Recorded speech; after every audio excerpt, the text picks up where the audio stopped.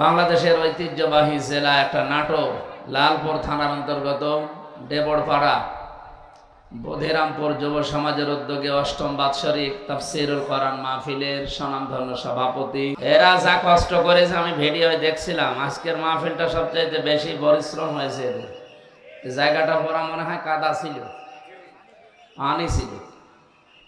এরপরও যদি কেউ ডিস্টার্ব করেন আপনার কিন্তু ডবল গুনাহ হবে। পৃথিবীতে মানুষের সম্মান কিসে বাড়ে অনেকে জানে না। অনেক মানুষ মনে করে যে সম্মান মনে হয় জোর জবরদস্তি মাস্তানি, এর ভেতরে মনে হয় আছে। সামনাসামনি আপনাকে হয়তো ভয়ের কারণে সম্মান দিতে পারে। সম্মান এটা কিন্তু ভয় থেকে তৈরি হয় না, ভেতর থেকে তৈরি হয় মহব্বতের সাথে।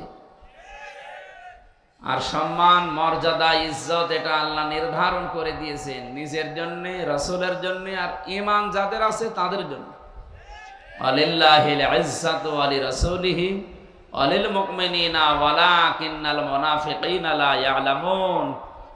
আল্লাহ তাআলা বলেন ইজ্জত, সম্মান, মর্যাদা আমার জন্য, আমার রাসূলের জন্য, আর পৃথিবীতে যাদের ঈমান আছে আর ঈমান অনুযায়ী যারা কাজ করে তাদের জন্য। আর যদিও বাস্তবতার নিরিখে আমরা দেখি অনেকে এগুলোকে দেখতে পারে না, সম্মান দিতে চায় না সামনাসামনি। সৃষ্টি জগৎ যত আল্লাহ বানিয়েছেন 18,000 মাখলুকাত এটা বলা হয়, এর চাইতে অনেক আছে। সব সৃষ্টির ভেতরে যাদের ঈমান অনুযায়ী কাজ হয়, ঈমান অনুযায়ী যারা দুনিয়াতে কাজ করতে পারে, আমল করতে পারে, তাদের প্রতি মহব্বত, ভালোবাসা আল্লাহ নিজে তৈরি করে দেয়। এটাকে আমি বানালাম? বলেন বলেন। এখানে কি এত নড়াচড়া করেন কেন? ফ্যান দেওয়া লাগবে না। ঠিক আছে, বসেন বসেন, বাইরে রেখে দিয়ে ভালো করে বসেন তো। এত কষ্ট করে অনুষ্ঠান দিয়েছেন আপনারা, নিজেরাই যদি না শোনেন, ও বাইরের লোক দিয়ে শুনিয়ে কাজ হবে? নিজেরা আগে শোনেন। আর এখানে যদি কেউ দাঁড়ায় না, ছেলাই বসেন বসেন। মানুষের মর্যাদা, সম্মান যেহেতু আল্লাহ ঈমান এবং এই ঈমানের উপরে ভিত্তি করে যারা কাজ করবে তাদের প্রতি এটা নির্ধারণ করে দিয়েছেন, নির্দিষ্ট করে দিয়েছেন। ইয়ারফাইল্লাহুল্লাযীনা আমানু মিনকুম ওয়াল্লাযীনা উতুল ইলমা দারাজাত। সূরা মুজাদালার 11 নম্বর আয়াতের মাঝের অংশে আছে, পৃথিবীতে যাদের ঈমান আছে আর ঈমান এবং যারা জ্ঞান পেয়েছে, ইলম পেয়েছে, এই দুইটা গুণ যাদের ভেতরে পাওয়া যাবে। ইয়ারফা এটা মুজারে, বর্তমান, ভবিষ্যৎ, প্রেজেন্ট, ফিউচার। আল্লাহ বলেন দিন যত যেতে থাকবে এদের মর্যাদা, সম্মান বাড়তেই থাকবে। আয়াতের ব্যাখ্যায় আমি একটা আয়াত পেয়েছি, সূরা মারিয়ামের 96 নম্বর আয়াত, ইন্নাল্লাযীনা আমানু ওয়া আমিলুস সালিহাতি সায়াজআলু লাহুমুর রহমানু উদ্দা। অবশ্যই যারা বিশ্বাস করে আল্লাহর প্রতি এবং এই বিশ্বাসের দাবি অনুযায়ী আমলে সালেহ করে। নাটোরবাসী, এখানে একটা শিক্ষা আছে, এদিকে তাকান। জন্মের পর থেকে আমরা এই আয়াতটা অনেকেই প্রথম অংশ শুনেছি যে ইন্নাল্লাযীনা আমানু ওয়া আমিলুস সালিহাত। শোনেননি? যারা ঈমান আনে আর আমলে সালেহ করে। আরে ভাই, এটা তো বাংলা গেল, এর আধুনিক অর্থ হবে নিশ্চয় যারা ঈমান আনে আর ঈমানের দাবি অনুযায়ী যারা যোগ্যতা অর্জন করে। সালেহ মানে শুধু নেক কাজ না, সালেহ মানে যোগ্যতা অর্জন করা। যে যে বিষয়ে উঠতে চায় তাকে ওই বিষয়ের শিক্ষা, প্রশিক্ষণ এবং বাস্তবতায় তার জ্ঞান তৈরি করে তাকে যোগ্য হওয়া লাগবে। যদি এই দুটি গুণ কেউ অর্জন করতে পারে, সায়াজআলু, সিন দিয়ে আল্লাহ গ্যারান্টি দিয়েছেন অতি শীঘ্রই, সায়াজআলু লাহুমুর রহমানু উদ্দা।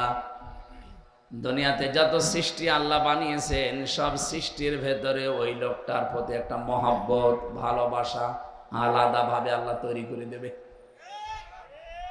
এই জন্য যেই বিভাগে আমরা আছি ওই বিভাগে আপনার ইমান যদি খাঁটি হয়, ভেজাল না থাকে, লোক দেখানো না হয়, আর যদি আপনার যোগ্যতা থাকে, শিক্ষা প্রশিক্ষণ নিয়ে বাস্তবে আপনি টিকে থাকতে পারেন, এই লোকটাকে হয়তো আদর্শিক কারণে, রাজনৈতিক কারণে, দুনিয়ার কোন স্বার্থের কারণে আপনি দেখতে পারেন না উপরে উপরে, ভেতর থেকে যদি মানুষ হয়ে থাকেন অবশ্যই একটা কিছু বের হয়ে আসবে যে না, লোকটা আসলেই ভালো ছিল।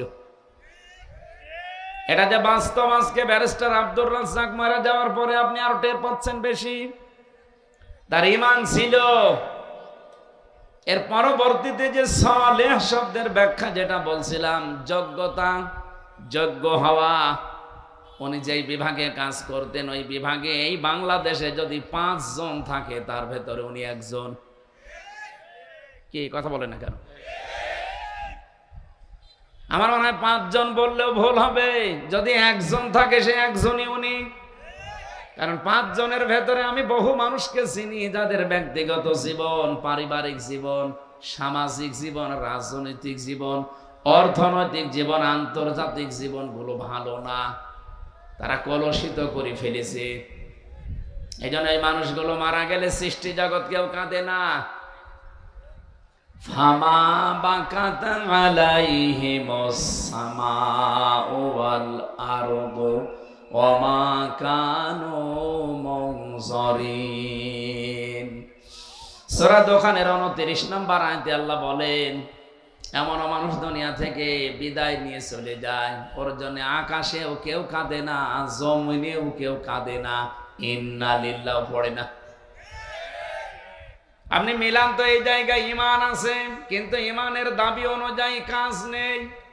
এরকম মানুষ যদি আজকে মারা যায়, আমি গ্যারান্টি দিয়ে বলতে পারি ডক্টর কামাল হোসেন মরে যাক আজকে, ওনার ঈমান আছে কিনা আমি ওটা বলবো না, আমি বিশ্বাস করলাম ঈমান আছে, কিন্তু ঈমানের দাবি অনুযায়ী বাস্তব প্র্যাকটিক্যাল লাইফ এটা ঠিক করতে পারে নাই।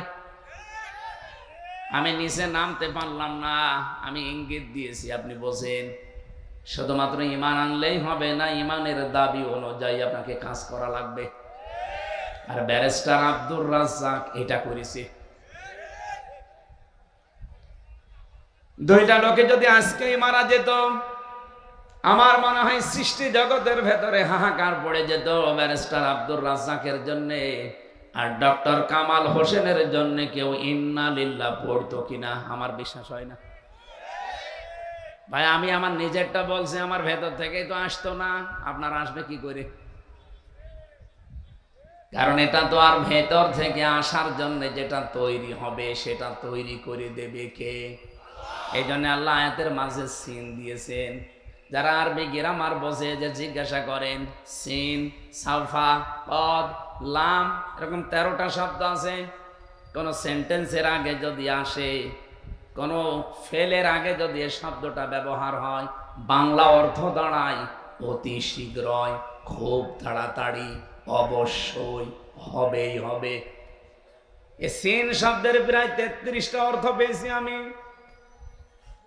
আল্লাহ গ্যারান্টি দিয়ে জানিয়েছেন অতি শীঘ্রই, অবশ্যই, খুব তাড়াতাড়ি আমার সৃষ্টি জগতের ভেতরে তার প্রতি একটা ভালোবাসা, মহব্বত আমি আল্লাহ নিজে পয়দা করে দেব।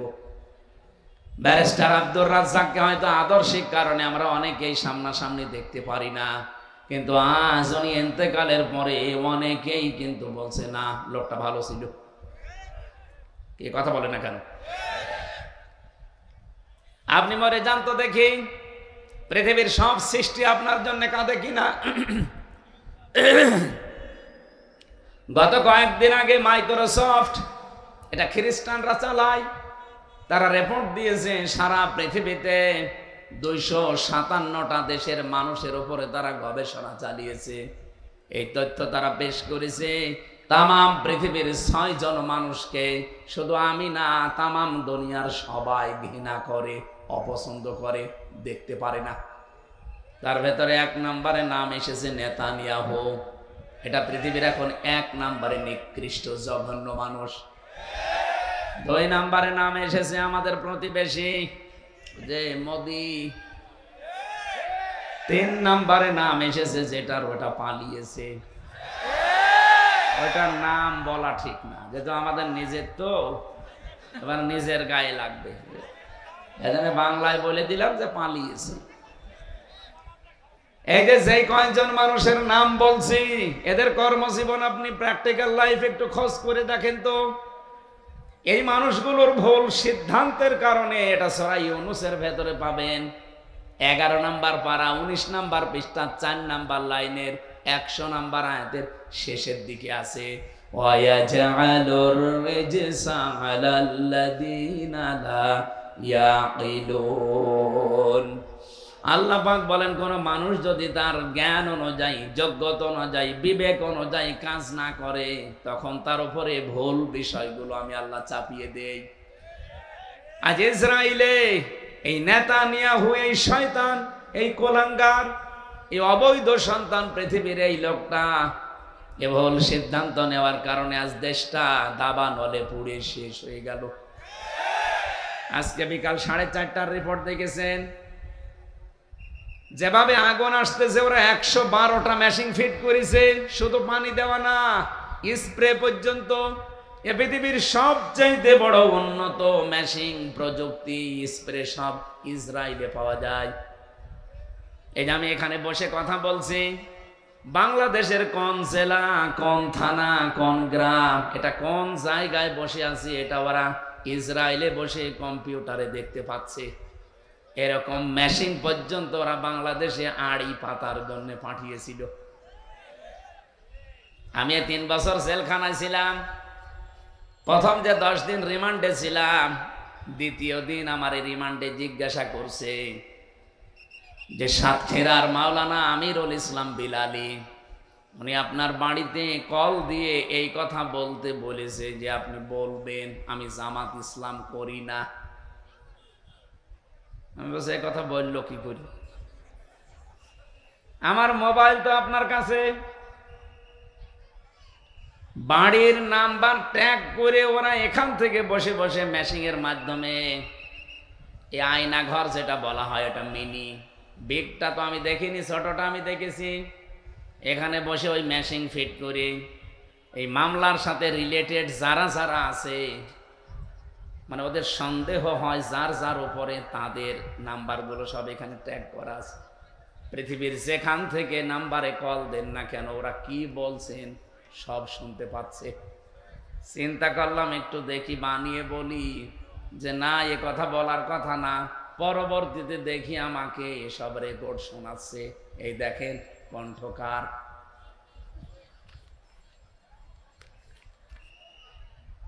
আমার ভাইরা, আমি যে কথা বলতে চাচ্ছি, পৃথিবীর সবচাইতে বড় উন্নত প্রযুক্তি এই পৃথিবীতে এখন ইসরায়েলের। এরা 112টা মেশিন ফিট করার পর শুধু পানি ছিটাচ্ছে তা না, স্প্রে পর্যন্ত দিচ্ছে উন্নত জাতের। কি হচ্ছে, যত পানি দেওয়া হয়, যত ঔষধ ছিটানো হয়, যত স্প্রে দেওয়া হয়, আগুন আরো তত বাড়ে। এমনকি জাহাজ পর্যন্ত পুড়ে গেছে, হেলিকপ্টার এবং প্লেন, উড়োজাহাজ পর্যন্ত পুড়ে ভস্ম হয়ে গেছে। কারণে আগুন তো আর হামজা জ্বালায়নি, আগুন জ্বালিয়েছে কে?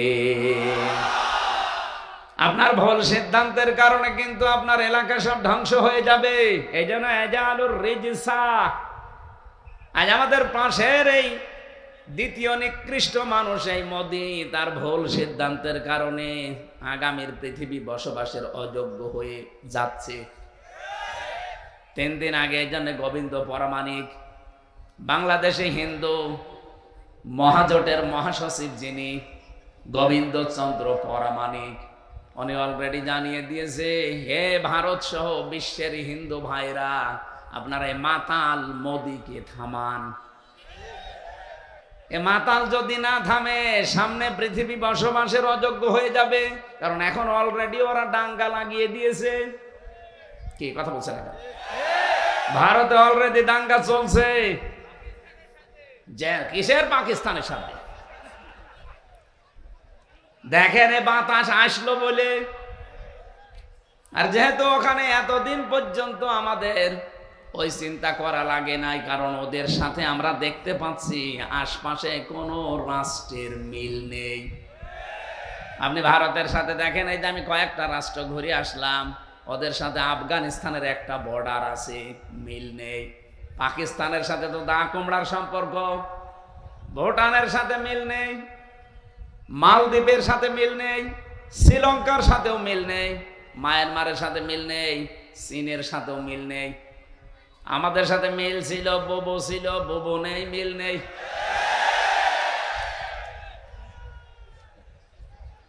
ও বোবো, আবার চলে আসেন।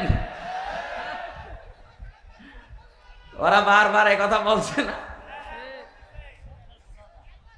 এতদিন শুনতাম যে বলতো আমাদের স্বামী স্ত্রীর সম্পর্ক, যদিও এই কথাটা বলা জায়েজ নেই, কারণ দাদা ফুল হাতা আর আমরা হাফ হাতা। এটা মনে হয় হাফ হাতা না ফুল হাতা? মুসলমানে দিয়েছে, দিতে পারে। আর দাদা যদি এই বয়সে এসে মুসলমানি দিয়ে বিয়ে করতে চায়, তাহলে বিয়ে পড়ানো যায় যাচ্ছে। আর যে বয়স, আপনি হাজাম পাবেন কোথায়? বয়সে হাজাম পাওয়া যাবে, বুড়ো হাজাম লাগবে না? আর বুড়ো মানুষের হাতে আপনি অস্ত্র দেবেন, ও আগা কাটতে যে গোড়া কেটে ফেলবে। এই জন্য দাদার এই বয়সের জন্য আবার শখ না জাগে যে আমি আবার বিয়ে করব। যদিও এতদিন এরা ছড়িয়েছিল যে আমাদের স্বামী স্ত্রীর সম্পর্ক, এটা দাহা মিথ্যা কথা। এই কথা বলে না কেন? দাদা যা করেছে জীবনে, হেদায়েত পাওয়া সম্ভব না। কারণ মানুষ যখন পাপ করতে করতে সীমা ছাড়িয়ে যায়, ইন্নামা নুমলি লাহুম লিয়াজদাদু ইসমা ওয়া লাহুম আযাবুম মুহিন। সূরা আলে ইমরানে আছে, 4 নম্বর পারা 12 নম্বর পৃষ্ঠা 11 নম্বর লাইনে আছে। কোন মানুষ যদি পৃথিবীতে পাপের সীমা ছাড়িয়ে ফেলে, তখন আমি আল্লাহ ওকে অপমানজনক শাস্তির ভেতরে ফেলে দেই, আর সেইটা ওদের কপালে আসতেছে। ওরা যা করেছে পাপ সীমা না, সীমা ছাড়িয়ে আরো আরেক সীমায় চলে গেছে। কতগুলো আল্লাহর ঘর ওরা ভেঙেছে আপনি দেখতে পাচ্ছেন। 1500 বছর আগে আব্রাহা নামক একটা লোক শুধুমাত্র আল্লাহর একটা ঘর ভাঙার চেষ্টা করেছিল, ভাঙতে পারে নাই। তাই তাদেরকে আল্লাহ আবাবিল পাঠিয়ে, কি আপনি আসলেন কেন? আপনার কাছে পানি কে চেয়েছে? লাগবে না ভাই, এগুলো না, আপনি তো শুনছেন না, তাহলে এসব ঝামেলায় আছেন। না না, কিচ্ছু করা লাগবে না। কিছু লাগলে আমি আপনাকে বলবো, ভালো করে শোনেন কি বলতে চাই। 1500 বছর আগে ওরা একটা ঘর শুধু আল্লাহর বাইতুল্লাহ কাবা শরীফ ভাঙার চেষ্টা করেছিল, ভাঙতে পারে নাই। 1.5 কিলোমিটার আগ থেকে ওদেরকে কাসফিম মাকুল বানিয়ে দিয়েছে আল্লাহ। কি কথা বলে না কেন? আর এখন একটা দুইটা না, কতগুলো ঘর তারা ভেঙে দিল ধোয়া ধোয়া তুলে। কি ধোয়া? ধোয়া ধোয়া। ওরা এখন ধোয়া তুলেছে যে এই জায়গায় নাকি মন্দির ছিল, এই জন্য ভেঙে এখন আবার মন্দির বানাবো। পৃথিবীর মানুষ মাটির নিচে তেল পায়, গ্যাস পায়, সোনা পায়, রূপা পায়, আর ওই শয়তানরা শুধু মাটির নিচে মন্দির পায়। ওরে যদি উলঙ্গ করে পিটাতে পারতাম,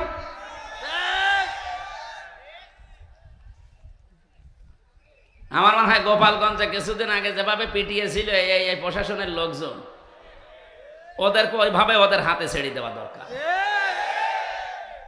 সন্তান ওই সময় গোপালগঞ্জ থেকে কেউ যদি ঢাকায় যায়, বসে গেলে 300 টাকা, দাঁড়িয়ে গেলে 1000 টাকা। দাঁড়িয়ে যাবে কি করি, পেছনে এমন অবস্থা করেছি। এখন আল্লাহর ঘরগুলো যারা এই ধোয়া ধোয়া তুলে ভেঙে দিচ্ছে, আমার মনে হয় তাদেরকেও এই প্রশাসনের হাতে ছেড়ে দেওয়া দরকার।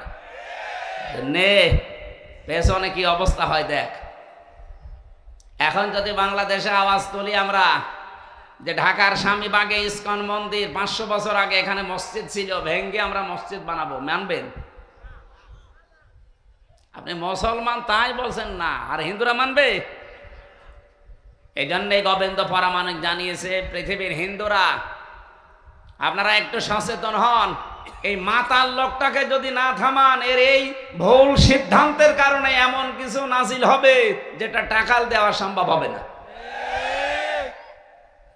এই জন্য আমাদের দেশে এরকম কিছু হাওয়া আমরা পাচ্ছি। আপনি কি খেয়াল করেছেন কিছু?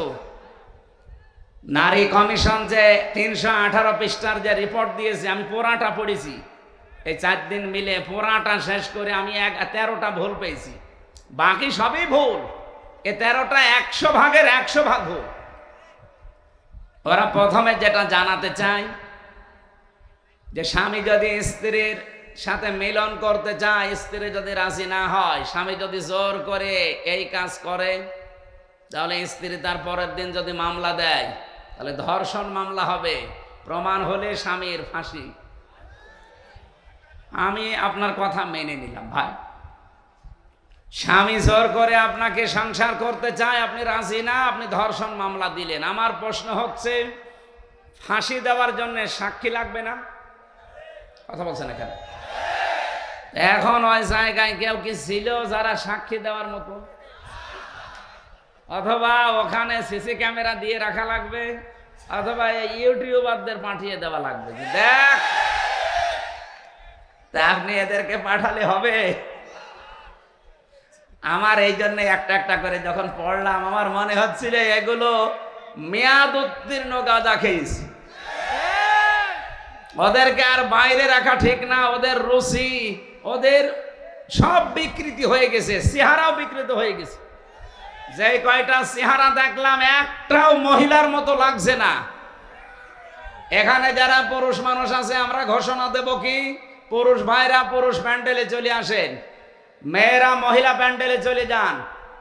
আর যারা মহিলা না, পুরুষ না, ওদের কোন প্যান্ডেলে পাঠাবো? আমি ওদের চেহারার দিকে তাকিয়ে আমার মনে হচ্ছিল ওগুলো মনে হয় তৃতীয় লিঙ্গ। আপনি তৃতীয় লিঙ্গের কোনো কিছু বলতে পারেন, আপনি মহিলাদের পক্ষে বিপক্ষে কথা বলেন কোন কারণে? আপনি কি মহিলা? মেয়ে লোক হওয়ার জন্য যে সমস্ত সিমটম দরকার, আপনার তো কিছুই নেই। আমি নিচে নামলাম না, অনেক সাররা আছে তাই। এই জন্য আমার মনে হয় এদেরকে আর বাইরে রাখা ঠিক না। এদের পেছনে অবশ্যই রাঘব বোয়াল আছে, আমরা জানি।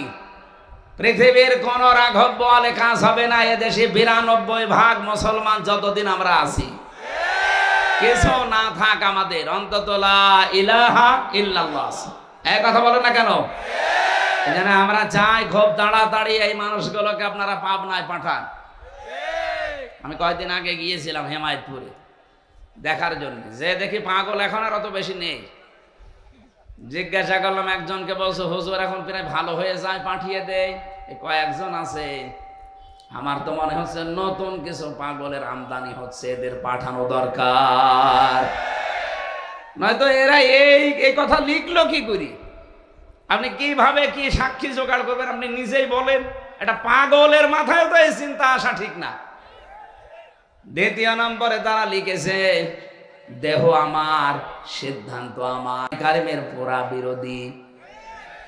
আল্লাহ পাক বলেন, আলাহুল খালক ওয়াল আমর তাবারাকাল্লাহু রাব্বুল আলামিন।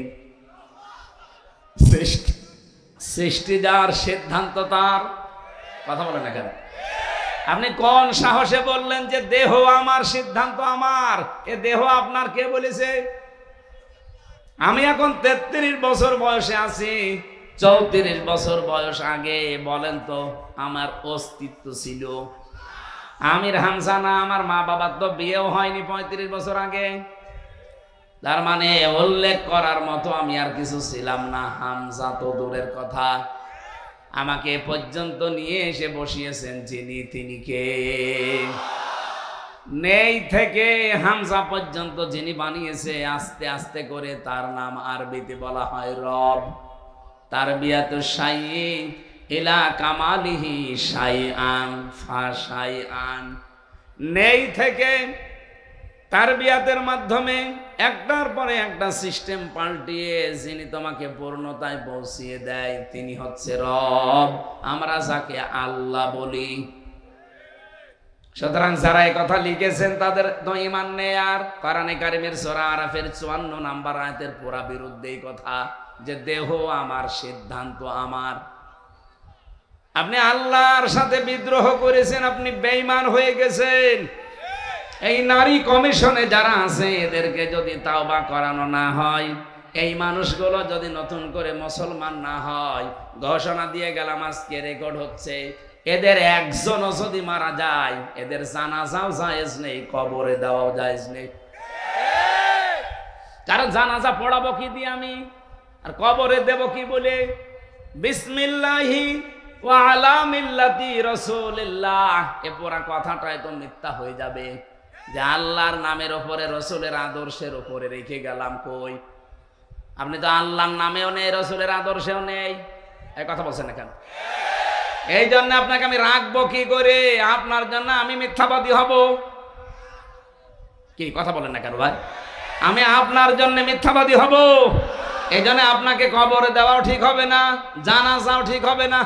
আপনারা একটা কাজ করা যায় না, আপনারা হিন্দুদের মতো পুড়িয়ে ফেললেও হবে না, কারণ হিন্দুরা তো মানবে না। আপনারা করব কি? কুকুর দিয়ে খাওয়ানো লাগবে। ডক্টর আহমদ শরীফ ঢাকা বিশ্ববিদ্যালয়ের এক শিক্ষক, ও বলেছিল আল্লাহ বলতে কেউ নেই। ছাত্ররা জিজ্ঞাসা করছে, স্যার আপনি এই কথা বললেন? যা বলেছি, যা দেখি না তা বিশ্বাস করি না, এই জন্য ইসলাম ধর্ম আমি মানি না। তাহলে হিন্দু ধর্ম মানেন? বলছে না, ও ধর্ম আমি মানি না। তাহলে আপনি যদি মুসলমান দাবি না করেন, হিন্দু দাবি না করেন, আপনাকে তো পোড়ানোও যাবে না, কবরে দেওয়াও যাবে না, কি করব? বলছে আমার লাশটা ঢাকার মেডিকেল কলেজে দিয়ে দিও, ছাত্র ছাত্রীরা আমার লাশ কেটে গবেষণা করবে, শিক্ষা পাবে। মারা যাওয়ার পরে অ্যাম্বুলেন্সে করে নিয়ে গেছে ঢাকা ভার্সিটিতে, ঢাকা মেডিকেলে। মেডিকেলের মুসলমান ছাত্র ছাত্রী যারা, তারা মিছিল আরম্ভ করেছে, জানে না এই নাস্তিকের লাশ আমরা এখানে ঢুকতে দেব না, কারণ যে আল্লাহকেই মানে না, ওরে কেটে আমরা কি পাবো? ওর নাপাক শরীর যেন এখানে না ঢোকে। অ্যাম্বুলেন্সের ড্রাইভার চিন্তা করছে, ভার্সিটির ছেলে মেয়েরা ও না জানি খেপে গেলে আমার গাড়িতে যদি আগুন লাগিয়ে দেয়, ও মরা শয়তানের সাথে আমি জীবিত মানুষও পড়ে যাব। দরকার নেই ভিক্ষা, আগে কুকুর সামলা, দে গাড়ি ঘুরিয়ে টান। এখন ঢাকা মেডিকেল নেয়নি, হিন্দুদের মতো পুড়িয়ে ফেলা হয়নি, মুসলমানের কবরে দেওয়া হয়নি। কি হয়েছে? জীবনের শেষ ইতিহাস আমি পড়ে দেখেছি, হয়তো ওকে ডাস্টবিনে ফেলে দেওয়া হয়েছে, কুকুরে সিগালি খেয়েছে। আহ্বান জানাচ্ছে, যদি কপালে হেদায়েতের মতো কিছু থাকে আপনি ফিরে আসবেন, আর যদি একেবারে আবু জেহেলের মতো হয়ে যান, এ দোয়ায়ও কাজ হবে না। আমরা বলছিলাম কি, একটা একটা করে আল্লাহর আইন গরো যারা পাল্টিয়ে, আপনাদের নিজেদের জীবনেও ক্ষমতা নেই, আপনার পেছনে কারা রাঘব বোয়াল আছে। ডক্টর মোহাম্মদ ইউনূসকে আহ্বান জানাবো, এগুলো ধরেন, না হলে এই ভুল সিদ্ধান্তের কারণে ইসরায়েলের মতো, আমেরিকার মতো যদি দাবানল একবার চলে ওঠে বাংলাদেশে, শুধুমাত্র বন জঙ্গলের দাবানল না, মুসলমানদের দাবানল সামাল দেওয়া যাবে না।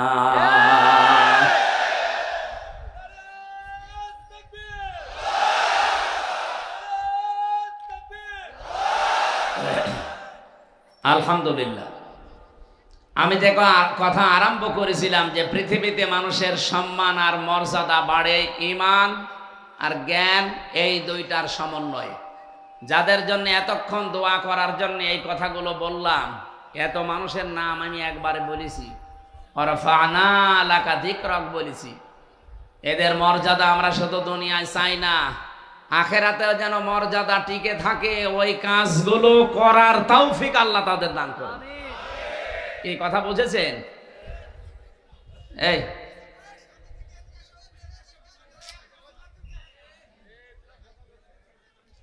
আপনারা এখানে আসেন, আসেন আসেন। দরুদ আর সালাম পাঠ করছে আমাদের নবী, মানবতার মহান শিক্ষক মুহাম্মদুর রাসূলুল্লাহ সাল্লাল্লাহু আলাইহি ওয়াসাল্লামের প্রতি, যার মিশন আর ভিশন ছিল এই পৃথিবীতে তিনটা। আমরা যেহেতু নবীর উম্মত দাবি করছে, এখানে আমার মনে হয় অন্য ধর্মের লোক নেই, আছে? যদি থাকেন তো একজন, আপনাদেরকে ওয়েলকাম জানাচ্ছি। আমরা যেহেতু সবাই এখানে দাবি করছি আমরা নবীর উম্মত, নবীর যা কাজ ছিল আমাদের মিশন আর ভিশন ওইটা হওয়া দরকার। বিশ্ব নবীর এই পৃথিবীতে প্রথম মিশন ছিল তাওহীদ প্রতিষ্ঠা করা। আমার মনে হয় বাংলাদেশকে আল্লাহ যে জায়গায় এখন এনে দিয়েছে, এই জায়গাতে তাওহীদ প্রতিষ্ঠার একটা সুযোগ আল্লাহ তৈরি অলরেডি করে দিয়েছে। এখন এটা করার জন্য সিস্টেমগুলো কি কি, ১৫০০ বছর আগে আল্লাহ সিস্টেমটা জানিয়েছেন সূরা আলে ইমরান ৩ নম্বর পারা ১৭ নম্বর পৃষ্ঠার ২ নম্বর লাইনের ৬৪ নম্বর আয়াতে আছে। এটা আমার রেকর্ড হচ্ছে বলে বললাম। সারা পৃথিবীতে এখন বিশেষ করে বাংলাদেশে যারা আমরা আছি, এখানে আল্লাহ ৩টা পদ্ধতি জানিয়েছেন। এই ৩টা পদ্ধতি সামনে আমাদের এখনই অ্যাপ্লাই করা দরকার। ওলিয়া হালাল কিতাবি তাআলাউ ইলা কালিমাতিন সাওয়াইম বাইনানা ওয়া বাইনাকুম আল্লাহ না'বুদা ইল্লাল্লাহ ওয়া লা নুশরিকা বিহি শাইআ ইলা আখিরি। এদিকে তাকান।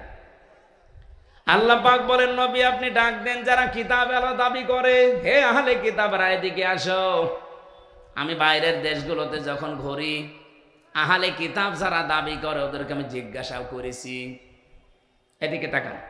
কয়েকদিন আগে মালয়েশিয়া, সিঙ্গাপুর, থাইল্যান্ড এই দেশগুলো ঘুরছিলাম। ট্রেনে যখন যাবার সময়, বাসে যাওয়ার সময় সিট পড়ে পাশে যার নাম জিজ্ঞাসা করলে চেহারা দেখে মনে হয় যে মুসলমান, যে নাম জিজ্ঞাসা করে দেখি খ্রিস্টানের নাম বলছে। বললাম আপনার নবীর নাম কি, হোয়াট ইজ ইয়োর প্রফেট? তখন বলে যে যিশু। যিশু মানে ঈসা আলাইহিস সালাম। খ্রিস্টান তো ঈসা বলে। ইহুদির সাথে যদি দেখা হয় জিজ্ঞাসা করি আপনার নাম, ও নাম শুনলে আমি বুঝি যেটা ইহুদির নাম। আপনার নবীর নাম কি? বলে জোসেফ। জোসেফ মানে মুসা আলাইহিস সালাম। ওরা ইব্রাহিম নবীকে আব্রাহাম বলে ডাকে, ওরা দাউদ নবীকে ডেভিড বলে ডাকে। ওদের নিজেদের নবীর নামও তারা পাল্টিয়ে ফেলেছে। যেহেতু আহলে কিতাব দাবি করলো, এই পৃথিবীতে এখন কিতাবওয়ালা আহলে কিতাব নেই। ইহুদি আজ যারা দাবি করছে ওরা মুসা নবীর আদর্শের উপরে নেই। আজ খ্রিস্টান ২৫০ কোটি, ওরা দাবি করছে ওদের নবীর নাম যিশু, অথচ হযরত ঈসা নবীর আদর্শের উপরে ওরা নেই। হযরত ঈসার জীবনী পড়ে দেখেন, পুরা জীবনী আমি পড়ে দেখেছি। হযরত ঈসার পৃথিবীতে জাগতিক সম্পদ বলতে কিচ্ছু ছিল না। হ্যাঁ, একটা জিনিস ছিল, শুধু পানি খাওয়ার একটা গ্লাস। উনি নদীর ধার দিয়ে একবার যাচ্ছিলেন, হঠাৎ দেখলেন একটা লোক পানি পান করছে নদী থেকে এই আজলা দিয়ে। দুয়া হাতের ভেতরে পানি নিয়ে পানি পান করছে। অনেকক্ষণ দাঁড়িয়ে দাঁড়িয়ে দেখলেন, ডাক দিয়ে বলে, রব্বুল আলামিন, আমি তো মনে করছিলাম যে আমার মতো গরিব মানুষ এ পৃথিবীতে আর নেই। এখন দেখি এই লোকটা আমার চাইতেও গরিব। আমার তো পানি খাওয়ার অন্তত একটা মগ আছে, একটা গ্লাস আছে, জগ আছে, আর ওর তো কিছু নেই। এটা তিনি নদীর ভেতরে ছুড়িয়ে মেরে বললেন, পৃথিবীর কোনো জাগতিক সম্পদ আমার দরকার নেই।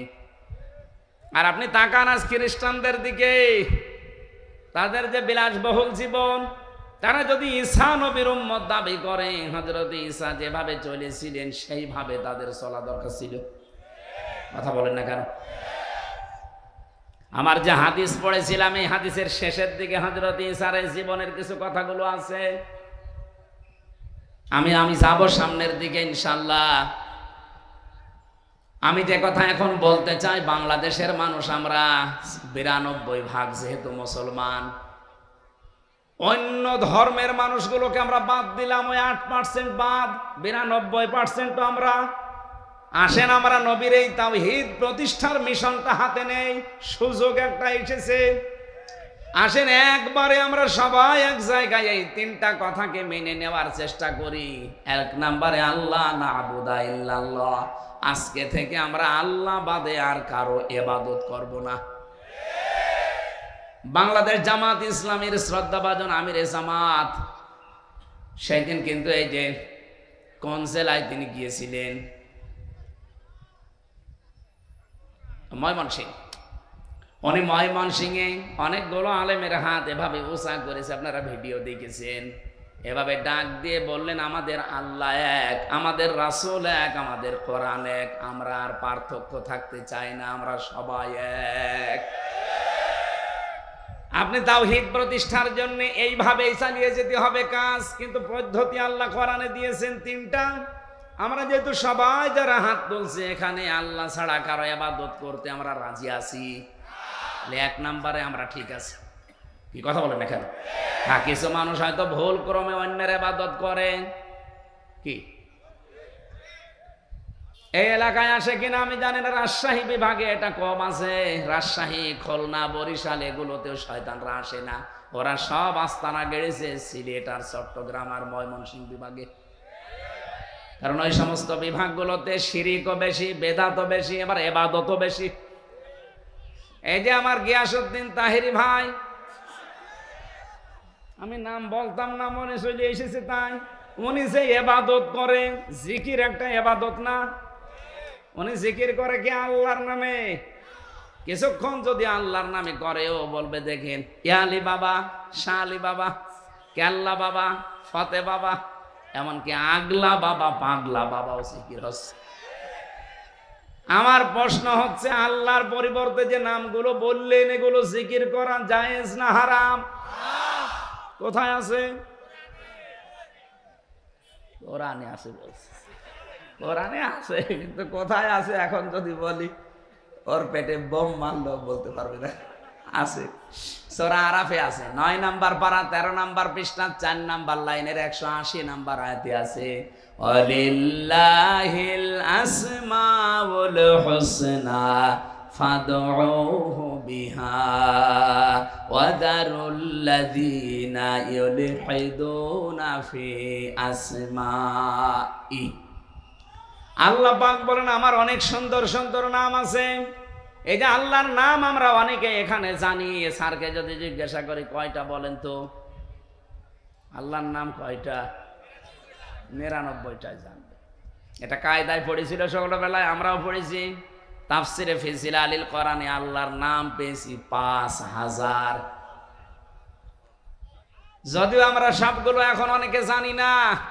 আপনি 5000 নামের যে কোনো একটা নামে আল্লাহকে ডাকতে পারেন, কোনো অসুবিধা নেই। কিন্তু সাবধান, ওয়াদারুল্লাযীনা ইউলহিদুনা ফি আসমাই, আল্লাহর নামকে যারা ইলহাদ করে, ইলহাদ মানে পরিবর্ধন করে ফেলা, উলট পালট করে ডাকা, পাল্টিয়ে ফেলা। উনি যে ইয়ালি বাবা, শালি বাবা, কেল্লা বাবা, ফতে বাবা, আল্লাহর সাথে কোনো মিল আছে? ওরা নামই পাল্টিয়ে ফেলেছে। এই জন্য আল্লাহ বলেন আমার নাম যারা পাল্টিয়ে ডাকে, উলট পালট করে দেয়, আমার নাম বাদ দিয়ে অন্য কাউকে ডাকে, তাদের সাথে তোমরা ডাকবা না। কে বলছে? সুতরাং আজকে থেকে যারা আল্লাহ বাদে অন্যের ইবাদত করছে তারা বাদ। এদেশে ঐক্য যদি প্রতিষ্ঠা করতে হয় তাহলে আল্লাহর ইবাদতের বাইরে যারা, ওরা বাদ। এই কথা বলেন না কেন? সেটা যদি জামাত ইসলামকে বাদ দেওয়া লাগে বাদ দিয়ে দেন, যদি হেফাজত ইসলাম বাদ দেওয়া লাগে বাদ দিয়ে দেন।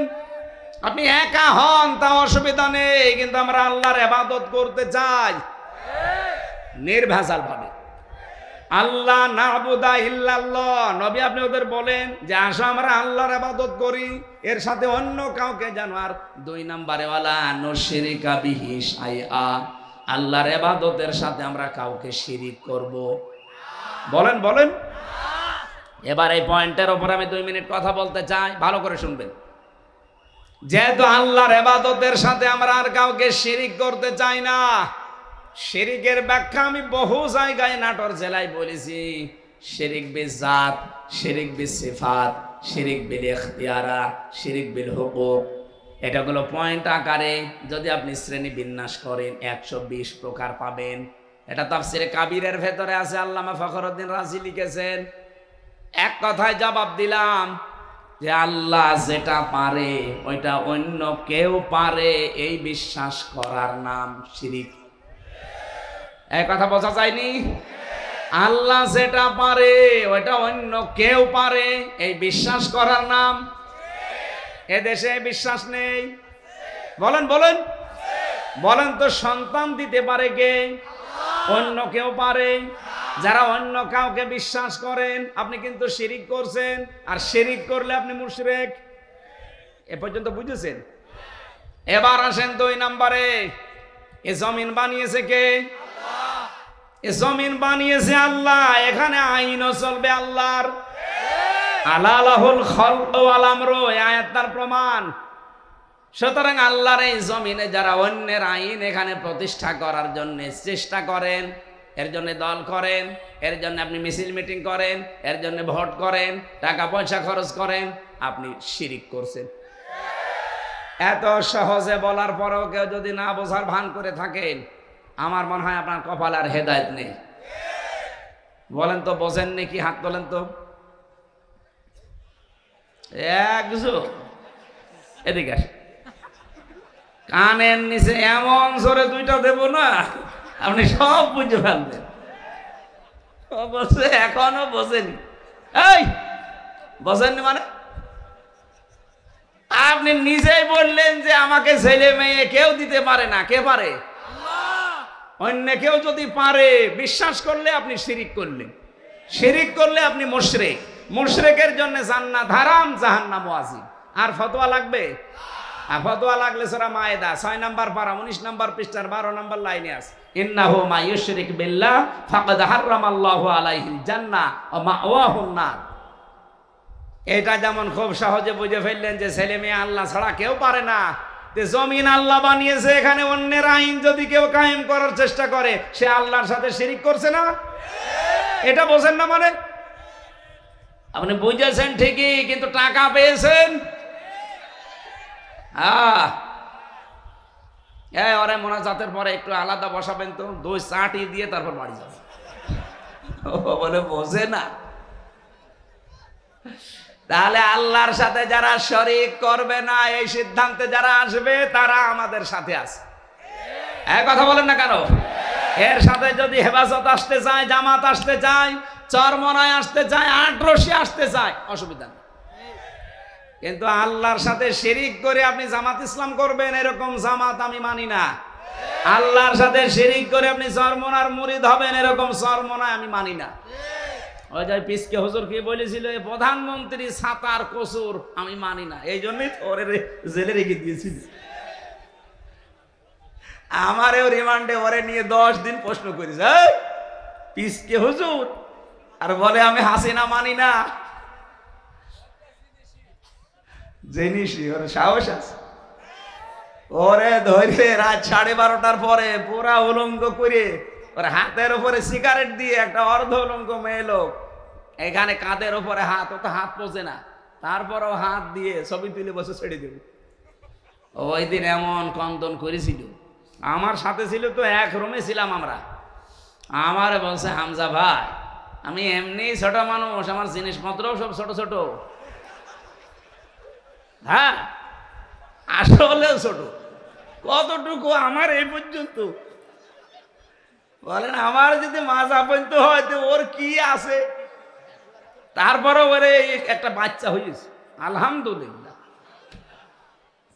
তো আমারে বলছে রাত 12:30টার পরে আমারে ওই হাতির ছিলে 2 দিকে রাস্তা ব্লক করে আমারে এইভাবে অত্যাচার করছিল।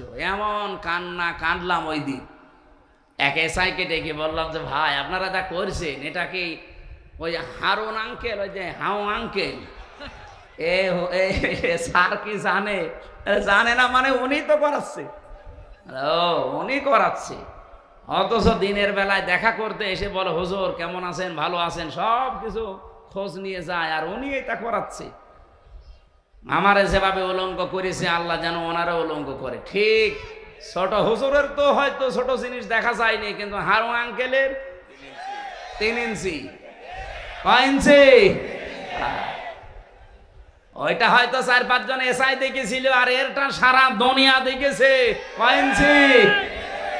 মহিলারা পর্যন্ত জিকির করে 3 ইঞ্চি 3 ইঞ্চি। আলেমদের বরদোয়া লেগে গেছে। কোথায় আছে সে আল্লাহর ওলি? হাউ আঙ্কেল আপনাদের এই নাটোরের বাগাতিপাড়া লালপুরে 17, 18, 19, 20 এই সমস্ত বছরগুলোতে বহুবার এসেছি, কিন্তু কোরআনের কথা আমারে বলতে দেয়নি। এই বকুল সাহেব আর আজাদ সাহেব, এই আজাদ আর এক আজাদ আছে, সে দুইটা এখন পালিয়েছে। আমার আগে যিনি কথা বলছিলেন কে আমি জানি না, উনি ওই যে আল্লাহর ক্ষমতার উপরে অহংকার যারা করে তাদের পরিণতি কি এই বিষয়ে টাচ দিচ্ছিলেন, আমি হালকা শুনছিলাম। এই জন্য আমরা যেন অহংকার সামনে না করি ভাই। সূরা নমলের 52 নম্বর আয়াতটা পড়লে আমার কাছে এই বাংলাদেশের সাথে একেবারে খাপের খাপ মিলে যায়। আল্লাহ পাক বলেন ফাতিলকা বুয়ুতুহুম খাওফিয়াতাম বিমা যালামু, এই সেই ঘরগুলো, আল্লাহ যেন এভাবে আঙ্গুল দিয়ে দেখাচ্ছে, এই সেই আজাদের ঘর, এই সেই বকুলের ঘর, এই সেই হানিফের ঘর, এই সেই ডিলুর ঘর। এখন যদি বলেন হানিফ, ডিলু, আজাদ, বকুলের নাম কোথায় আছে, এদিকে আসেন আপনাকে দেখাচ্ছি। আমি দেখাতে পারবো, দরকার আমি তাফসীর লিখবো এখন, কারণ এখানে বাইতুন নেই, বুয়ুত বহু বচন। আল্লাহ বুয়ুত বহু বচন দিয়ে জানিয়েছে যে এরকম মানুষ আজকে না, যদি এটা লূত নবীর জামানায় নাজিল হওয়া, এটা কিয়ামত পর্যন্ত এই চরিত্রের মানুষ থাকবে। আল্লাহ এ পর্যন্ত বলেননি, কিন্তু এরপরে আরো শব্দ আছে। আল্লাহ পাক বলেন খাওফিয়াতাম বিমা যালামু, এগুলো আজ জনশূন্য হয়ে পড়ে আছে, এগুলো উজাড় গৃহ হয়ে গেছে, এগুলো মানব শূন্য হয়ে গেছে, পরিত্যক্ত হয়ে পড়ে আছে, কেউ এখানে আর যেতে চায় না। যেতে যদি চায়ও ঘৃণার সাথে যায়। আপনি কুষ্টিয়ার হানিফ সাহেবের বাড়ি যান, আপনি যে দেখেন বাড়ি আর বাড়ি নেই, পায়খানার প্যান পর্যন্ত মানুষ খুলি নিয়ে চলে গেছে। যদিও হালকা পাতলা দু একটা ইট ছিল, এই ফেব্রুয়ারির 5 তারিখে আযাবুল বুলডোজার নাজিল হয়ে ছাতা সব শেষ।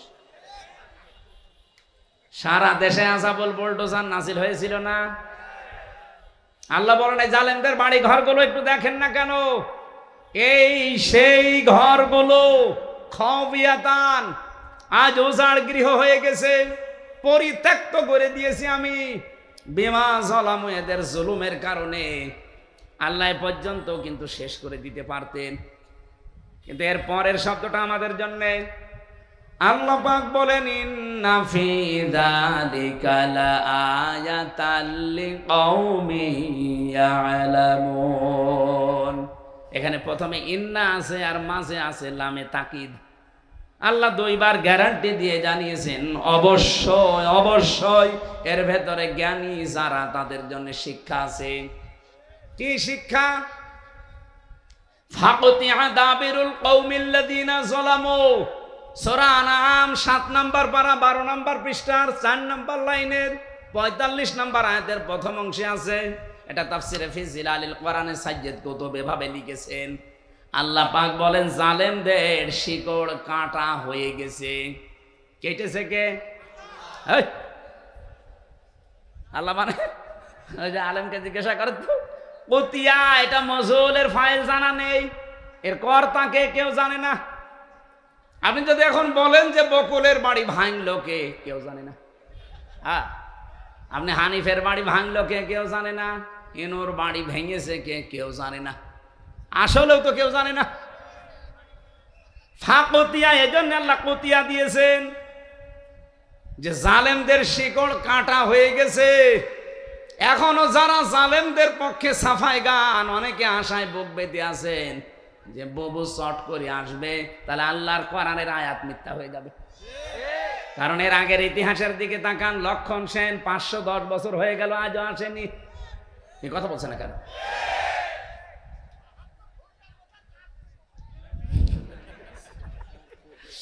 আমি যতগুলো দেখলাম ইতিহাস, একটাও ফিরে আসেনি। আশরাফ ঘানি, বাশার আল আসাদ, কথা বলছে না কেন? এই জন্য আশায় যারা বুক বেঁধেছেন ও গুড়ে বালি, ওটা বাদ দেন। ওটা বিশ্বাস করে বসে থাকলে কোরআনের আয়াত পাল্টিয়ে যাবে। আল্লাহ বলেন জালেমদের শিকড় কাটা হয়ে গেছে। এ আপনি জোড়া দেবেন কি করে? কেটেছে কে তাই তো কেউ জানে না। আর একজন বলছে আল্লাহ। এই আপনি আন্দাজ বললেন কেন? আল্লাহ কাটেনি, কে কেটেছে কেউ জানে না। আপনি চিন্তা করতে পারেন এটা কি, কোন ইউনিয়ন? এটা লালপুর। লালপুর ইউনিয়ন পরিষদের দারওয়ান থেকে সংসদ পর্যন্ত থরে থরে জালেমদের সব সাজানো ছিল। আমি রিমান্ডে 10 প্রকার মানুষ পেয়েছিলাম, 10 প্রকারই ওদের। মামলার আয়ু ওদের, যে মামলার প্রসিকিউটর সে ওদের, বিচারপতি যে বিচার করবে রায় দেবে সে ওদের, যে জজ রিমান্ড ডাকবে সে ওদের, যারা রিমান্ডে প্রশ্ন করবে তারা ওদের, যে ঘরের ভেতরে নিয়ে টর্চার করবে সেইটা ওদের, যে রায় দেবে সে ওদের। আমার পক্ষে কে আছে? আরে ভাই আল্লাহ তো আছে, একজন আছে, উকিল। একটা উকিল দাঁড়ায় তো ওর কথা শুনলেও চলে, না শুনলেও চলে। এই ছিল দেশের বিচার ব্যবস্থা। আর মানুষকে শোনায় তো আমরা ন্যায় বিচার কায়েম করছি। বাংলাদেশে যদি এই হয় ন্যায় বিচার, তা আমি কোন কারণে 3 বছর জেলে ছিলাম আমারে জবাব দেন। আমারে আপনারা মামলা দিয়েছিলেন যে আমি নাকি আনসারুল্লাহ বাংলা টিমের প্রধান। কি ও ছাতা ও জীবনে জানি না। আনসারুল্লাহ বাংলা টিম কি ও ছাতা জানি না, অথচ আমারে প্রধান বানিয়েছে। জেলের ভেতরে যাওয়ার পরে একজনের সাথে দেখা হয়েছে, ও 17 বছর জেলে আছে। ওর নাম আব্দুল মতিন, ও আছে আল্লাহ দলের প্রধান সারা বাংলাদেশে। বললাম ভাই আপনি তো আল্লাহ দলের সভাপতি, সেক্রেটারি কে? বলছে আমার সেইদি। আপনি সভাপতি, আপনার সেইদি সেক্রেটারি, আর কে নেই। এই দেশে জঙ্গি ছিল। এই জন্য ডক্টর এনায়েতুল্লাহ আব্বাসী হেফাজত ইসলামের সমাবেশে 3টা প্রস্তাব দিয়েছে যে আবেগের ছলে হলেও কেউ যদি ইসলাম এবং মানবতা রসুল নিয়ে এই বাংলাদেশে কথা বলতে যায়, তাকে আইনের আওতায় এনে কঠোর শাস্তি দেওয়া লাগবে। এটা আমরা চাই না। আপনি অধিকারের নাম নিয়ে রসুলকে গালি দেবেন, আল্লাহর কোরআনের আয়াত বিকৃতি করবেন, এটা আর সামনে যেন না হয়, আইন পাশ করা লাগবে। 2 নম্বরে উনি বলেছিলেন এই দেশে যারা নবীকে বিশ্ব নবী শেষ নবী মানে নাই, কাদিয়ানি যারা, এদেরকে রাষ্ট্রীয়ভাবে অমুসলিম ঘোষণা করা লাগবে। শোনেননি এটা? কথা বলছেন এখানে? আমরা এই দাবির পক্ষে আছি না? কোরআনে কারিমের শুধু 1 আয়াতের 4 ভাগের 1 ভাগ, মা কানা মুহাম্মাদুন আবা আহাদিম মির রিজালিকুম ওয়ালাকির রাসূলুল্লাহ, এই পর্যন্ত ঠিক আছে।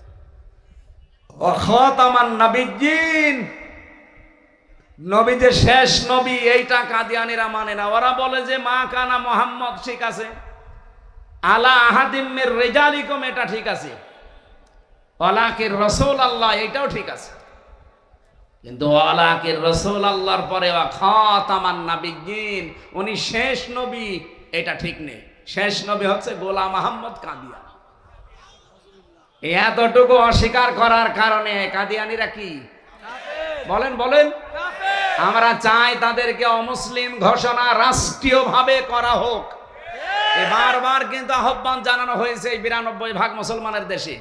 হ্যাঁ, তারা অমুসলিম হয়ে থাক, তারা ইহুদি, খ্রিস্টান, বৌদ্ধ, মুশরিক, হিন্দু, মাজুসি এদের মতো থাকবে, কোনো অসুবিধা নেই। কিন্তু আপনি মসজিদ বানাবেন, আজান দেওয়ার সময় এই যে দর্শনা, চুয়াডাঙ্গার দর্শনা উথলি একটা মসজিদ আছে কাদিয়ানীদের, ওরা মুহাম্মদুর রাসূলুল্লাহ আজান দেয় না, আহমদ গোলাম আহমদ কাদিয়ানী এই শব্দ আজানের মাঝে জুড়ে দেয়। এজন্য বারবার আমরা কিন্তু বিভিন্ন কায়দায় আহ্বান জানিয়েছি। আপনারা যদি গন্ডারের চামড়া নিয়ে থাকেন, সে গন্ডারকে নাকি কাঁতুকুতু দিলে 3 দিন পরে টের পায় যে আমার কাঁতুকুতু দিয়েছে। এদের অবস্থা যদি এই হয়, জুলাই আগস্ট কিন্তু শেষ হয়ে যায়নি, আবার 1-1.5 মাস পরে আরম্ভ হবে। যারাই দায়িত্বে আছেন আপনারা জুলাই আগস্টের ফসল, জনগণ, ছাত্র জনতা আপনাদেরকে জায়গায় বসিয়েছে। সুতরাং এ দেশের মানুষের সেন্টিমেন্ট বুঝবেন। উল্টাপাল্টা সিদ্ধান্ত নিয়ে বিভিন্ন কল কাঠি যারা নাড়াচ্ছে তাদের কথা শুনে আবার দেশটা অস্থিতিশীল করবেন, নিজেও থাকতে পারবেন না, আমাদের কপালও আগুন লাগাবেন। কি আমাদের দেওয়ালে ফিট ঠেকে গেলে তো তখন আর কামড় দেওয়া ছাড়া উপায় থাকবে না। এই কথা বলেন না কেন?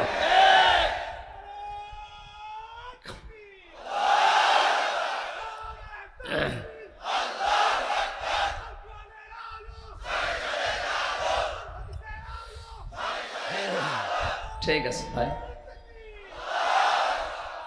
আমার ভাইরা, আমরা শিরকের যে বিষয় নিয়ে পর্যন্ত এসেছিলাম এবার একটু তাকান। আজ বাংলাদেশে ঐক্যের বারবার ডাক দেওয়া হচ্ছে, সবাই আসেন, কিন্তু শিরিক যারা করেন তারা আসলে ওই ঐক্য থাকবে না। কি শিরিক যারা করেন তারা যদি এসেও থাকেন লোক দেখানোর জন্য, ঐক্য টিকবে না। এই জন্য শিরিক যারা বাদ দিতে পারেন তারা আসেন। 3 নম্বরে ওয়ালা ইয়াত্তাখিদা বা'দুনা বা'দান আরবাবাম মিন দুনিল্লাহ, আল্লাহ বাদে আমরা কাউকে অভিভাবক হিসাবে আর গ্রহণ করব না। আমাদের অভিভাবক ইন্ডিয়া না, আমাদের অভিভাবক ওই আমেরিকা না, চীন না, রাশিয়া না, আমাদের অভিভাবক কে? এই বিশ্বাসে যারা বিশ্বাসী তাদেরকে এক জায়গায় নেন। 92% মুসলমানের ভেতর থেকে যদি সব বের হয়েও চলে যায়, যদি 51% টিকে থাকে, এই দেশে আগামীতে কোরআন কায়েমে বাধা কেউ দিতে পারবে না। আল্লাহ এরপরে দিয়েছেন ফাইন তাওয়াল্লাও, এরপরেও যদি কেউ মুখ ফিরিয়ে যায়, যাক ফাকুলু শাহাদু, আপনি একটু ঘোষণা দিয়ে দেন, ফাকুলু শাহাদু বিআন্না মুসলিমুন, আমরা কারো মুখাফেক কিনা, আমরা মুসলমান। তাহলে নবীর প্রথম মিশন ছিল, ভিশন ছিল তাওহীদ প্রতিষ্ঠা। এটার জন্য যে পদ্ধতিগুলো বললাম, এই 3টার কাছে আসা লাগবে। আসেন বাংলার মানুষের এই 3টা বিষয় নিয়ে আমরা এগিয়ে যাই। 2 নম্বরে নবীর মিশন আর ভিশন ছিল তিনি মানব অধিকার প্রতিষ্ঠা করেছিলেন। এই তথ্য আপনি সূরা নিসার 58 নম্বর আয়াতে পাবেন। ইন্নাল্লাহা ইয়া'মুরুকুম আন তু'আদ্দুল আমানাতি ইলা আহলিহা, অবশ্যই আমি আল্লাহ তোমাদের সবাইকে নির্দেশ দিলাম তোমাদের যাবতীয় আমানত তার প্রাপকের কাছে পৌঁছিয়ে দেবা।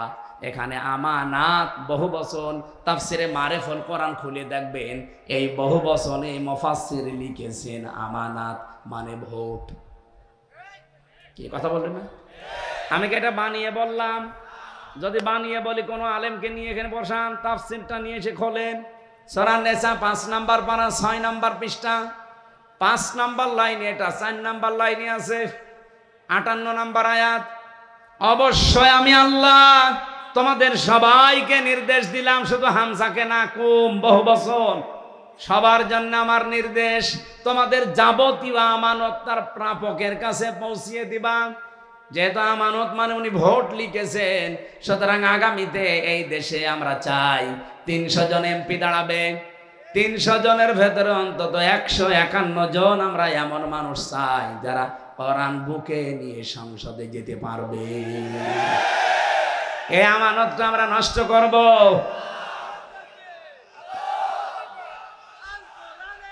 এই আমার কথা বলতে দেন ভাই।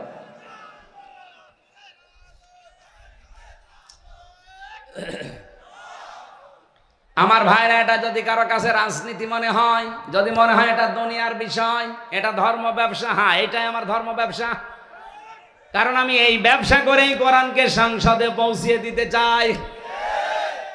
আগামীতে আবুল কালাম আজাদ ভাইয়ের মতো যদি বাংলার 300 এমপির 151 জন কোরআন বুকে নিয়ে যেতে পারে, ওয়াইদা হাকামতুম বাইনান নাস আন তাহকুমু বিল আদলি, যখন তোমরা বিচার করবা মানুষের মাঝে, ন্যায় বিচার করবা, তো ওখানে যদি আপনি কোরআন নিয়ে যেতে না পারেন, ন্যায় বিচার করবেন কি দিয়ে?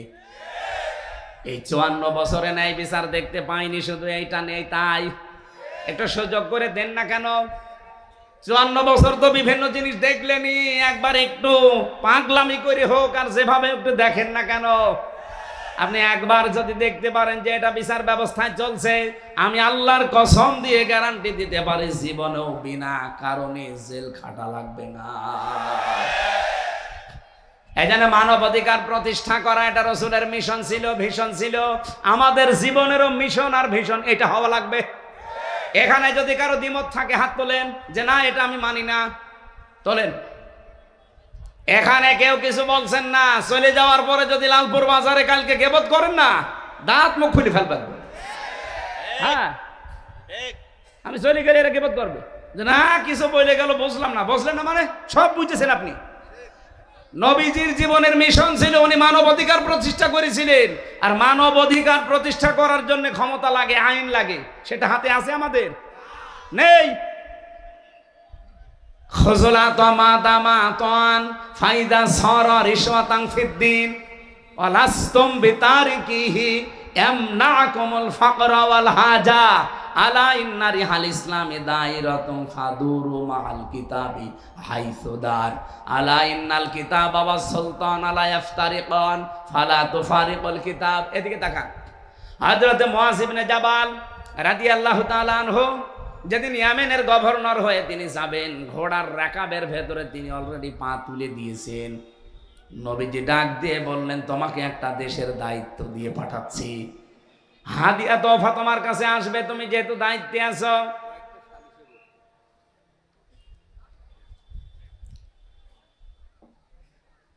আমার আলোচনায় কোনো প্রশ্ন থাকলে বলেন তো, আগে বলেন। আমি তো নিজের বাবার একটা কথাও বলি না, যা বলেছি এর পেছনে দলিল দিয়েছি। এখন আপনার যদি রাগ হয়, মন খারাপ হয়, তাহলে আল্লাহকে আপনি কিছু বলেন যে না, আপনার এই কথা বলা ঠিক হয়নি, আপনি অন্য কোনো আয়াত নাযিল করেন। আর আমার সামনে এটা আসলে আমি কি গোপন করতে পারবো? আর আমি গোপন করলে আমার ওয়াজ শোনায় তো জায়েজ নেই। এখানে সঠিকটা বলার চেষ্টা করছে, আপনি মেনে নিলে ভালো, না নিলে আমারও দোষ না, আল্লাহরও দোষ না। দোষ কার? আমাদের কপালে। নাটোর বাসে যেটা বলতে চাচ্ছিলাম এটা একটু খেয়াল করেন। নবীজি কোন সময় তাকে উপদেশগুলো দিচ্ছেন দেখেছেন, যে তুমি দায়িত্বে থাকলে তোমার কাছে হাদিয়া তোফা আসবে, আসে না? হাদিয়া তোফা তুমি গ্রহণ করতে পারো ওই পর্যন্ত, যতক্ষণ ওটা হাদিয়া তোফা থাকে। কিন্তু হাদিয়া যদি ঘুষের পর্যায়ে যায়, তখন ওটা নিতে পারবা না।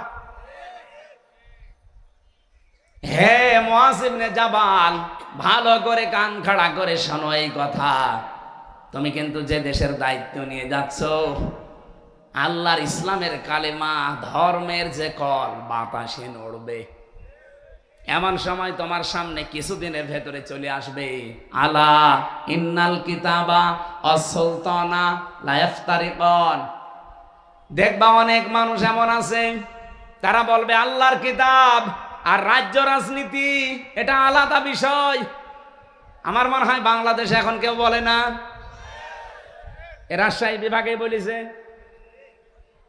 এই কথা বলছে না কেন? আমার মনে হয় ১৫০০ বছর আগের কথা মনে হচ্ছে, নবীজি কেবল কালকে বলে গেল, আলা ইন্নাল কিতাবা ওয়াস সুলতানা লা ইফতারিকান। জেনে রাখো, কিছু মানুষ এমন সময় চলে আসবে যারা বলবে আল্লাহর কিতাব, কোরআন শরীফ আর রাজ্য রাজনীতি এটা আলাদা। তোমাদেরকে নির্দেশ দিলাম, ফালা তুফারিকুল কিতাব, কখনো আল্লাহর কিতাবের রাজনীতি থেকে আলাদা হবা না। এ নির্দেশ কার বলেন? নাকি আমি নির্দেশ বানাচ্ছি? বলেন। এই আরবি বাংলা যদি ভুল হয় আলেমদের জিজ্ঞাসা করছি, বলেন বাংলা ভুল হচ্ছে? সাহাবী বললেন, হুজুর এরকম একটা কঠিন সময় যদি আমাদের সামনে চলে আসে, কি করব তখন? আপনিও তো থাকবেন না আমাদের মাঝে, আমাদের তখন কি করার আছে? তখন নবী ওই ঈসা নবীর কাহিনীটা উম্মতকে শোনালেন। আমার তো মনে হচ্ছে বাংলাদেশে এখন ঠিক সেই সময় এসে গেছে। এই পৃথিবীর কোন চোর চাই যে গোলা, ধানের গোলায় চাল তালা মারা থাক? বলেন বলেন। কোন মানুষ চাই চোর যারা, তারা কি চায় যে আমের বাগান কেউ পাহারা দিক? চোর যারা জীবনেও তারা চাইবে না যে বাক্সে সিন্ধুকে টাকা পয়সা সোনা গহনা আছে ওটা তালা মারা থাক। ওরা তো সব সময় চাইবে যে মুখ আগলা থাক। এই পৃথিবীতে যদি সত্যি যারা আসল চোর, তারা কখনো চাইবে না যে এই দেশে যারা ন্যায় পরায়ণতা কায়েম করতে চায় এই মানুষগুলো ক্ষমতায় যাক।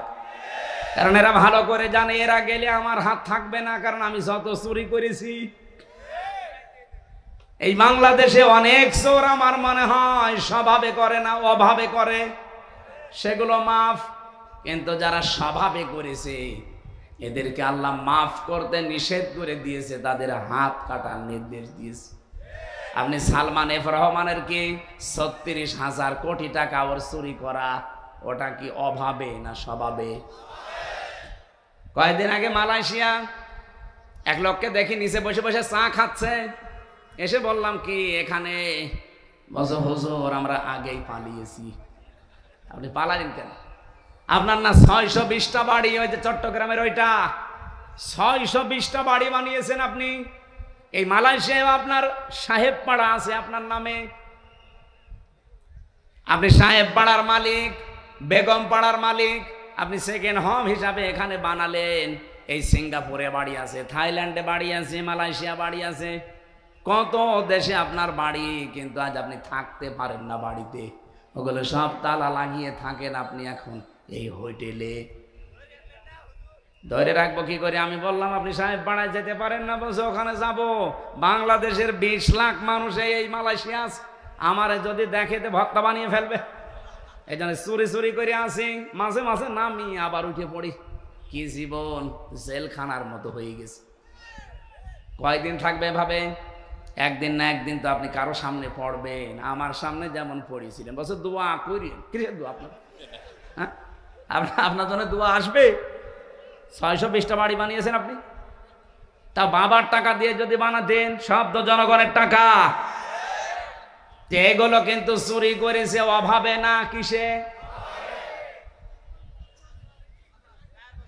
মানবাধিকার প্রতিষ্ঠার জন্য আল্লাহ এজন্য আমানত শব্দের পরে দিয়েছেন ওয়াইদা হাকামতুম বাইনান নাস, যখন মানুষের ভেতরে বিচার করবা, আনতাহকুমু বিল আদলি, তখন ন্যায় বিচার করবা। ও বাংলার মানুষেরা, বারবার এটা আমরা ক্লিয়ার করার চেষ্টা করছি। এই দেশে যতদিন আল্লাহর বিধান আমরা মানুষের ভেতরে কায়েম করতে না পারবো, ন্যায় বিচার শুধু ওয়াজের দ্বারা সম্ভব না। এইটা আপনার বুঝতে যত দেরি করবেন তত ন্যায় বিচার পেতে দেরি হয়ে যাবে। নবীদের মিশন এইটাই ছিল। 3 নাম্বার নবীর মিশন ছিল দিন যেন জমিনে কায়েম হয়।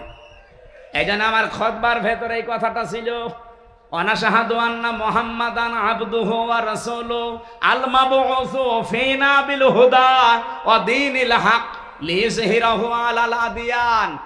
আল্লাহ পাক বলেন, এমন নবীর সাক্ষী তোমরা দিলে যিনি আমার বান্দা এবং আমার রাসূল, যাকে আমি দ্বীনে হক দিয়ে, সত্যের বিধান দিয়ে তোমাদের ভেতরে পাঠিয়েছি। কেন? লিইয়ুযহিরাহু, এজাহার মানে এখানে বহু আলেম আমার মনে হয় জিজ্ঞাসা করলে এজহার মানে বলবে স্পষ্ট করা, না। এখানে আবিদা আধুনিক অর্থে এজহার মানে বিজয় করা। এজহার মানে আল্লাহ বলেন লিইয়ুযহিরাহু আলাল আদিয়ান, যত দিন আছে দুনিয়ায়, যত ধর্ম আছে, এখন ধর্ম দুনিয়ায় কত? 4,500 ধর্মের ভেতরে ইসলামকে দাঁড় করানো লাগবে বিজয়ী রূপে। এ ঘোষণা কার? বলেন বলেন। আর ইসলামকে দাঁড় করাতে হলে নবীজি যদি 13 বছর মার খাওয়ার পরে 10 বছর কোরআন দিয়ে রাষ্ট্র চালাতে পারে। কিছু মানুষ বলে হুজুর 13 বছরের কথা বলেন, ওই 10 বছরের কথা বলার দরকার নেই।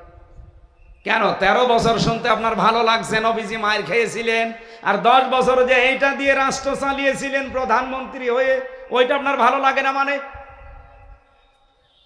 সিরাত ইবনে হিশামে দেখবেন নবীর জীবনীকে 4 ভাগে ভাগ করা হয়েছিল। মক্কার জীবনটা প্রথমে 3 বছর, এরপরে 5 বছর, এরপরে 2 বছর, এরপরে 5 বছর, না এরপরে 3 বছর, সব মিলে কত?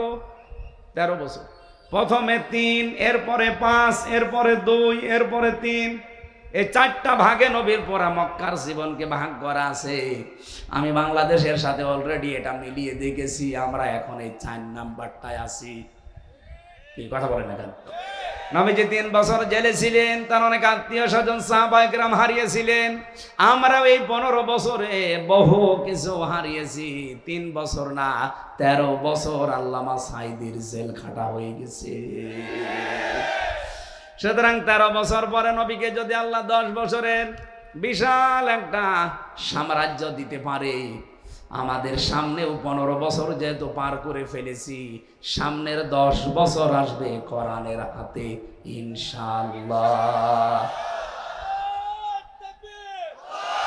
কথা বোঝেন? সূরা শুরার 13 নম্বর আয়াতের মাঝের অংশে আমি পড়েছিলাম আন আকিমুদ্দিন, অথচ আয়াতটা নাযিল হয় মক্কায়। এমন কঠিন পরিস্থিতি যেখানে পা রাখা পর্যন্ত সম্ভব না, সেখানে আল্লাহ বলছেন আমার দিন কায়েম করো। এজন্য বাংলাদেশে যেহেতু 4টা অবস্থা আমরা পার করে ফেলেছি, এই মুহূর্তে আহ্বান জানাচ্ছি নবীর এই 3 নাম্বার মিশন আর ভিশন। ও বাংলার মুসলমানেরা, এখন সব ফরজের বড় ফরজ আল্লাহর এই জমিনে আল্লাহর দ্বীন কায়েম করা। আলা তাতাফাররাকু ফি, এখানে কেউ মত পার্থক্য ফতোয়াবাজি করবেন না।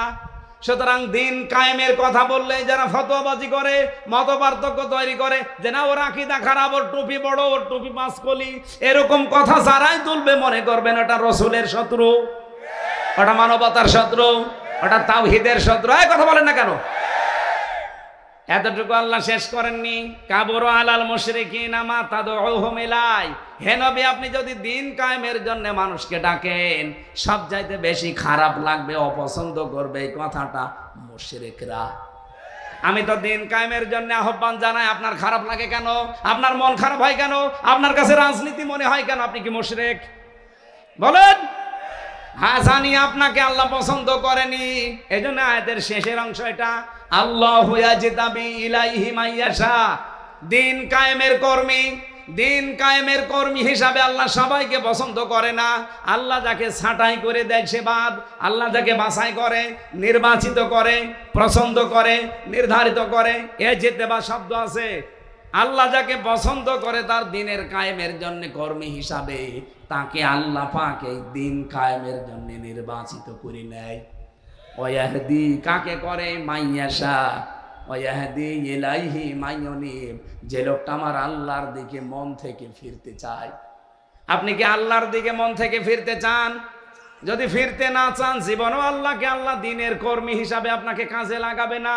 আল্লাহর অত দায় পড়ে যায়নি। এই দেশে ইসলাম কায়েম না হলে আল্লাহর কোনো ক্ষতি আছে? ক্ষতি আপনার, ক্ষতি আমার। কারণ জীবনের শেষ দিন পর্যন্ত এই কাজে নিজেকে জড়িয়ে রাখা, এটা নামাজ রোজার চাইতেও বড় ফরজ। দলিল সূরা হিজর 14 নম্বর পারা 6 নম্বর পৃষ্ঠা, এটা আমার 6 নম্বর লাইনের শেষ নাম্বার আয়াত, সূরা হিজরের 99 নম্বর আয়াতে আছে, ওয়া'বুদ রাব্বাকা হাত্তা ইয়াতিয়াকাল ইয়াকিন। ওই দিন পর্যন্ত ইবাদত করো যতদিন তোমার কাছে ইয়াকিন না আসে, মরণ না আসে। এজন্য সব ফরজের বড় ফরজ। নবীজির জীবনের শেষ মিশন আর ভীষণ দিন কায়েম। সবাইকে আল্লাহ দিয়ে করাবে না, যাকে আল্লাহ নির্বাচিত করে, ছাঁটাই না করে, বাছাই করে রাখে, তাকে আল্লাহ এই কাজে লাগাবে।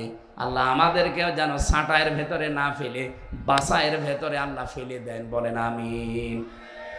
এবার আমি মেয়েদের কয়েকটা কথা বলতে চাচ্ছি। এখানে আছেন আপনারা?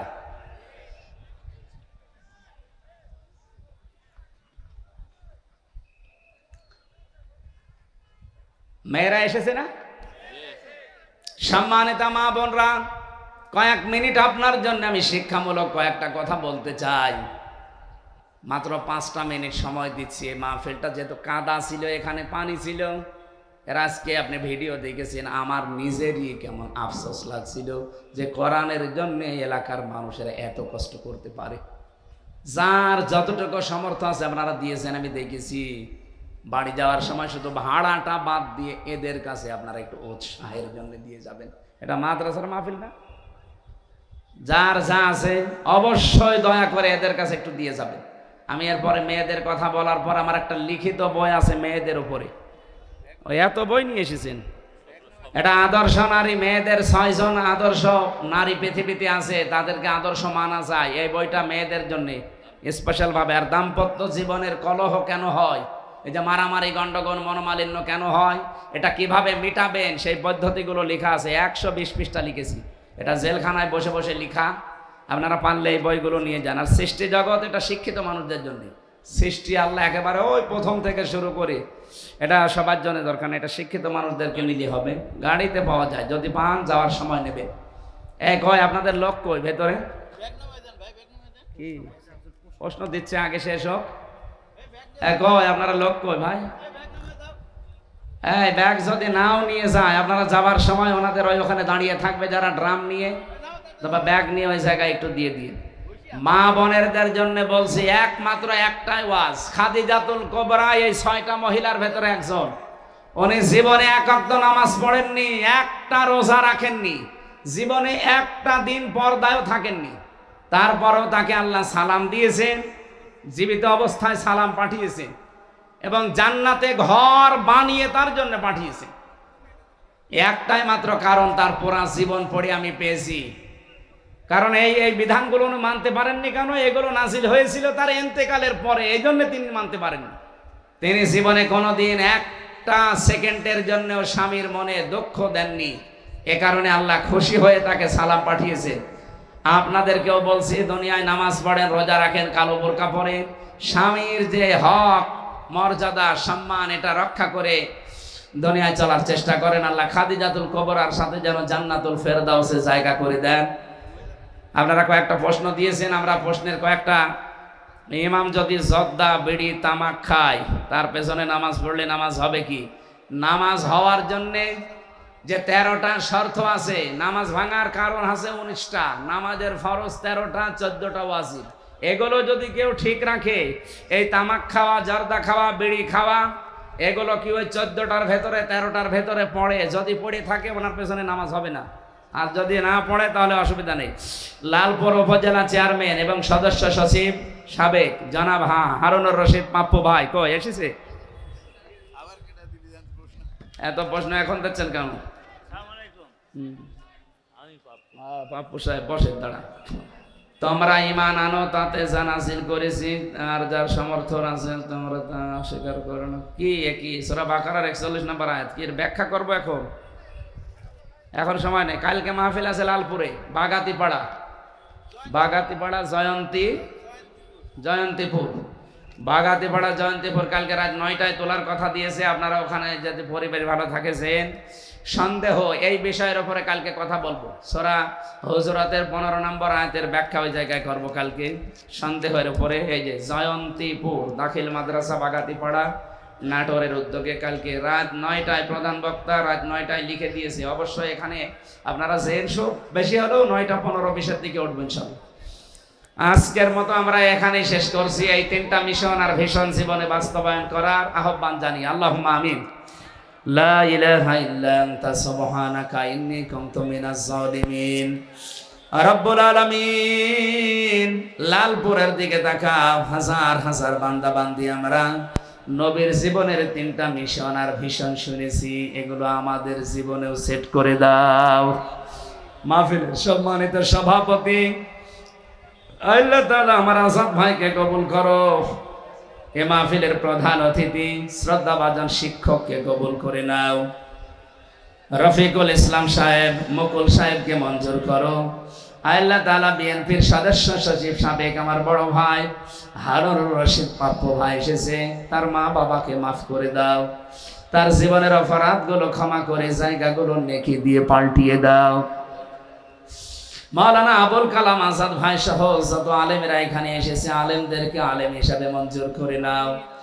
আমার জেলখানার সাথে জনাব তারেক জিয়া সাহেবের পিএস নুরউদ্দিন অপু ভাই, বারবার 3টা বছর আমরা এক ঘরে ছিলাম।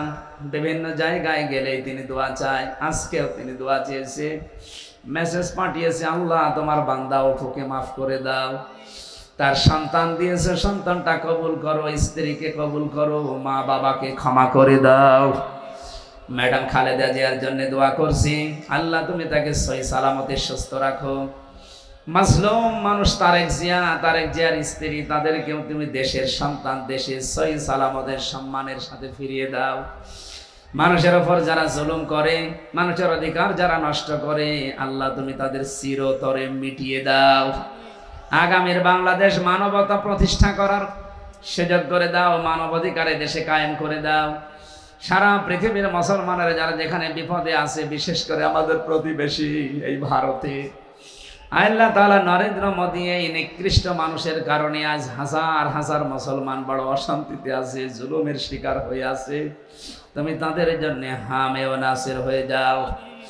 ইসরায়েলে যেভাবে দাবানল জ্বালিয়ে দিয়েছো, যে পৃথিবীতে জুলুম হয় যেখানে, তাদের উপরেও তুমি গজব নাজিল করে দাবানল তৈরি করে দাও। বাংলাদেশ নিয়ে যারা ষড়যন্ত্র করে, আল্লাহ তুমি জাতির সামনে ন্যাংটা করে দাও। মা বোনদেরকে তুমি খাদিজাতুল কুবরার মতো বানিয়ে দাও। আমরা যারা রোগ শোকে আছি, আমাদের শেফায়ে কামেলা জেলা দান করো।